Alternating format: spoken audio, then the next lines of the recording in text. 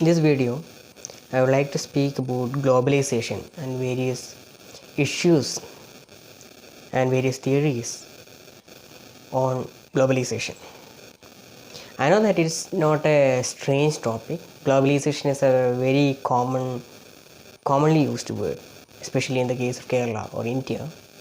Globalization or privatization, liberalization, neocolonial, neoliberal, such terms are more often used something like a household term. Every nook and corner you can see political leaders speaking about the evil effects of globalization. It is so common. But what exactly is globalization? What exactly is the problem with the globalization or advantages with the globalization? So globalization in a general term can be considered as the spread of economies, cultures and power across national borders. So it is not just simply an economic theory. We need to take it into consideration various issues like culture and technology, power relations, changing power relations. Everything has to be considered while discussing globalization. The rapid social change that is occurring simultaneously across a number of dimensions, including the economy, politics, communication and cultures, will come under the category of globalization. Globalization can be analyzed both as a process as well as an outcome. Globalization as a process includes the compressing the distances between people and places, and which increases the sense that we live in a single world. So very significant. It compresses the distances between places and people. You will be able to talk to somebody who is in the other part of the world in a very live virtual reality or in a live reality. So compressing the distances between people and places is one very significant factor in understanding globalization. Globalization as an outcome means we live in a world crisscrossed by global processes where individual places, groups of people and societies have lost their significance and power, and where there is interdependency culturally, economically and militarily. So individual places or individual certain groups or certain places or certain societies alone, they cannot survive. Only with the interactions with the relations with other countries that we can exist in the present world. So this interdependency, whether it is cultural interdependency or economic interdependency or even military interdependency, is one of the crucial aspect of globalization. And when it comes to economic aspect, it means the internationalization of economies and also a sense of economic interdependence. And we know that how it functions, the arrival of the multinational companies and also promotion of Western capitalism and consumer culture on the other hand, these are all part of globalization. Changes due to globalization can be monitored along 4 key channels according to experts. One is trade in goods and services, financial flows, movement of people, and diffusion of technology and knowledge. So the first part, trade in goods and services, is purely about the economic aspect of globalization. And the third one, movement of people, connectivity and mobility of the people. And the diffusion of technology and knowledge is very significant. Even now we are living in the time of COVID pandemic. How can we survive this world? Only through the use of technology and knowledge, and the sharing of such a technological and other aspects is significant in the present world. At the heart of globalization is a process of accelerating connectivity, a rapidly developing and increasingly dense network of interconnections and interdependencies that characterize modern social life, according to Tomlinson. Whereas thinkers like Roland Robertson talks about the rise of global awareness, or Giddens talks about the new media. But majority of the thinkers focus on connectivity and mobility and global flows between places and their potential to rework social relationships and to reconstruct localism. So this discussion, controversy or issues on globalization versus localization, that is there. Some thinkers argue that whenever we talk about globalization, even though it is globalization, it is always connected with certain places alone. You have to talk about, when we talk about IT, we will be talking about Silicon Valley. Or when we talk about global cinema, we will be talking about Hollywood movies. So this is there on the one hand. But whereas some others says that localization has, or the local networks, they have the potential to rework their local identity with kind of interactions with the global media or global societies. They can rework and renew their local network systems and all that. So the local is not transcended by globalization, but rather that the local is to be understood through the lens of global relationships. Globalization therefore produces new forms of localization in a dialectical relationship called globalization, where globalization has involved the reconstruction of home, community and locality. The global and local are inextricably and irreversibly bound together through a dynamic relationship, so that people dwell in and through being at home and away through the dialectic of roots and roots, ROOTs and ROUTES. Both these work together in according to certain thinkers. However, a discussion of globalization would be incomplete without talking about the various issues such as inequality, which is associated with. I am not saying that inequality is present only because of globalization. In every society, every age, there were unequal societies and all that. But with the coming of globalization, this inequality has been intensified. The unequal unequal distribution of income and wealth, the gap between the rich and the poor has widened. We often talk about such issues. Only certain percent of people, businessmen, control the entire wealth of nation. So that gap between the rich and the poor has been widening over the years. And there is this development gap between the rich countries versus the poor countries.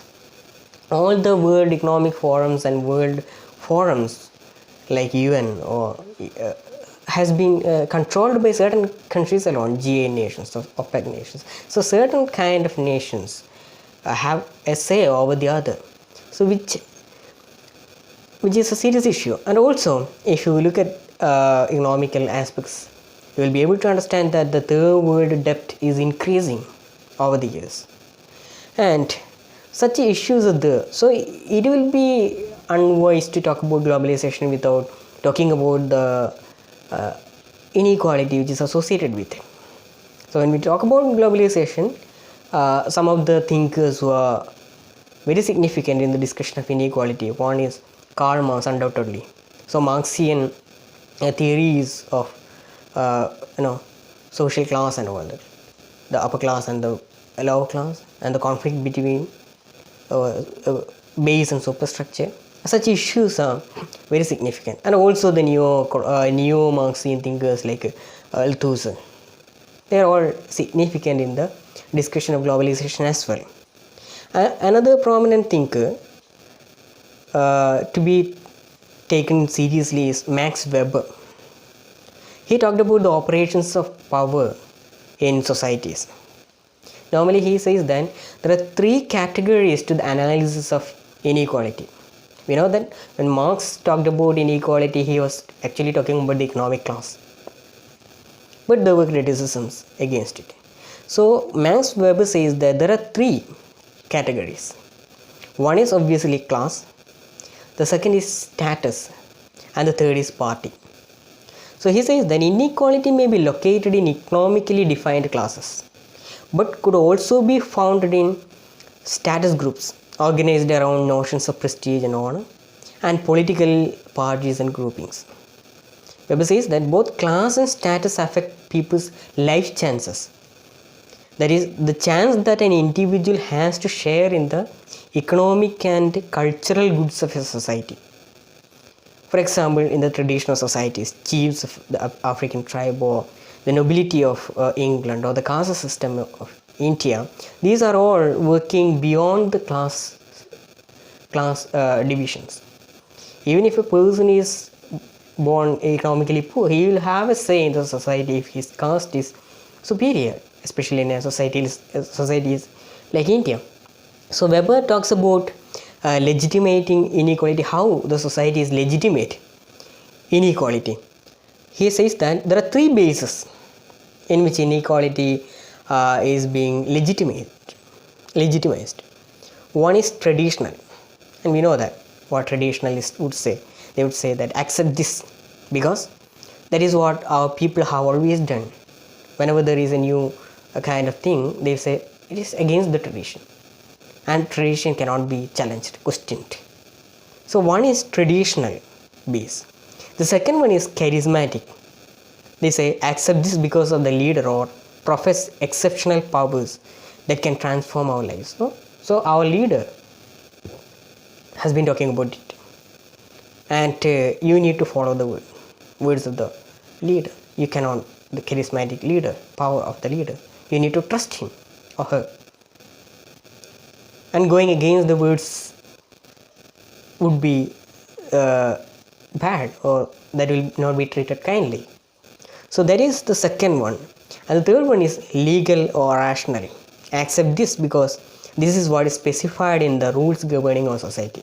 Even if you are 100% sure that you are identifying an unequal situation, but which is accepted by the law, you have to follow the law. That is what they would say. So these are some of the views of Max Weber. And there are other thinkers like the Frankfurt School of Thinkers, especially Theodor Adorno and others, whose analysis of popular culture is very important, significant, and also Gramsci, his views on hegemony, that is also very significant. So hegemony is often considered as a special kind of power, the power to frame alternatives and certain opportunities, to win and shape consent, so that the granting of legitimacy to the dominant classes appears not only spontaneous but natural and normal. So in a hegemonic control, we will see that we will not see it as inequality, but we will be taking it as, or accepting it as, a natural and quite common thing. So hegemony is about what passes as a commonsensical, unquestioned backdrop of reflection on the workings of society.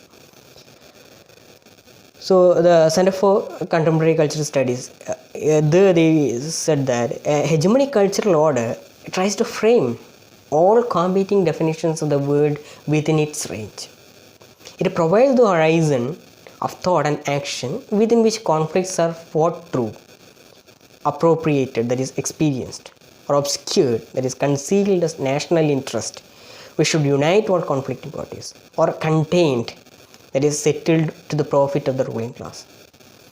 A hegemonic order prescribes not the specific content of ideas, but the limits within which ideas and conflicts move and are resolved. So hegemony works through ideology, but it doesn't consist of false ideas, perceptions, and definitions. It works primarily by inserting the subordinate class into the key institutions and structures which support the power and social authority of the dominant order. It is above all in these structures and relations that a subordinate class lives its subordinations. So it will be very evident if you see the caste system in India. Even the lower class people or lower caste people, they wouldn't question the upper caste because they have been given certain positions, traditional positions in certain systems, and going beyond that or transcending those limitations will not be easy. So Even the hegemony works in such a way that even the lower caste society people, they would think that it is not right questioning such things. So that is what is significant in the analysis. So another prominent thinker along with it is Pierre Bourdieu. Bourdieu's concept of capital, capital and habitus. So for Bourdieu, each individual occupies a position in a multidimensional social space.